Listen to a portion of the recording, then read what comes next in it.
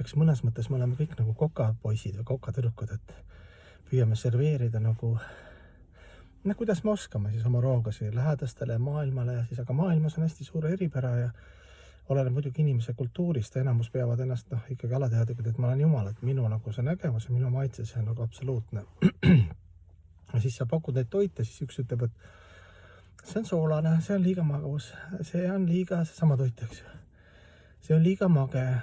No siis vaene kokk peab nagu, ja kõik teatavad nagu hästi kindlalt, et et kui sa nüüd soola rohkem paneks, siis oleks parem kokk. Mõni ütleb, et kui soola vähem paneks, siis oleks parem kokk.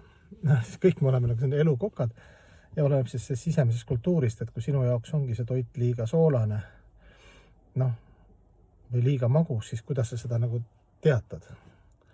Ma saan aru, et kui toit on päris pekkis, et võib-olla seal on ka mingi õigus, et tulen kohta sööma, maksan raha, eks ju, ja siis toit on mingi üle soolatud, et siis ma pean ikkagi kuidagi nagu, see on ka mingi common sense, eks ju.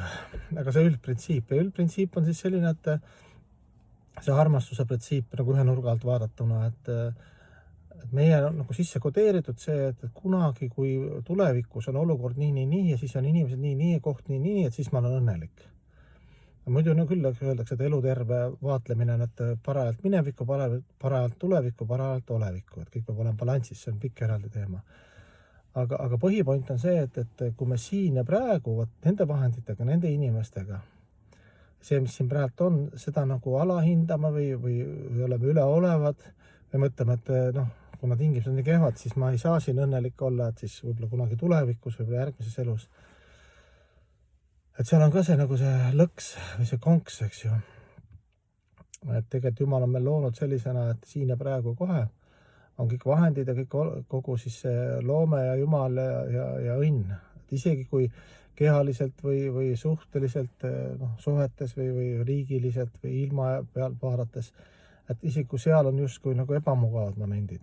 Et armastus ei ole ka, ta on selline, põhimõtteliselt vaimne elu on see, et sa hakkad armastust laiendama.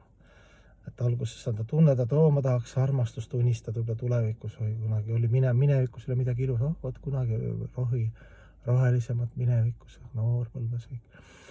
Ja sa kogu aeg nagu seda armastust tuletad meelde, siis sa hakkad nagu aru saama, et aga tuleb ju armastada siin ka, et kui sa ei armasta, siis tulevad mingid ikkagi sisemiselt tagasilöögid ja lõpuks see laiendamine tähendab see, et sa hakkad armastust, et alguses ma armastan oma meeli, oma unistusi, siis hakkad laiendama lähedastele, ema, isa, naine, lapsed, siis rahvus, inimkond, loomad, puud, linnud, kalad, putukad, niimoodi hakkad laiendama.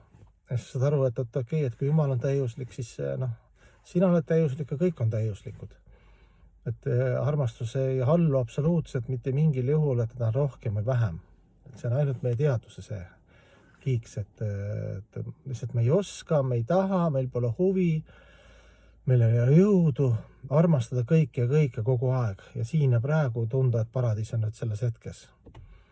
Et sinna me nagu, kui me sinna välja ei jõua ja kogu aeg arvame, et kuskil on error väljaspool või kunagi tulevikus tuleb paradiis, siis kui on ainult see kontseptsioon, mis on ka mõnes mõttes õige, eks ju, et on ka ju materiaalses maailmas on ka erinevad kohad.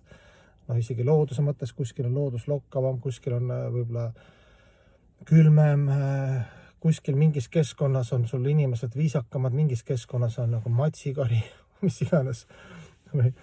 Et see on ka, aga sinu sisemine see sõltumatu vaba hing, kui te teadused, et siin ja praegu on kõik õnn ja paradiis ja kõik on sisemiselt lihtsalt nagu, kes sind häirivad, need on võib-olla lihtsalt eksinud hinged, nagu sinagi oled eksinud, kes samastavad enda kihtidega ja sealt pealt lasevad.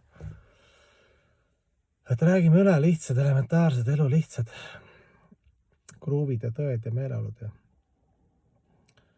ja võtame härjal kogu aeg sarvist kinni, teaduse härjal ja ühime selle härja õigesse vakku nagu.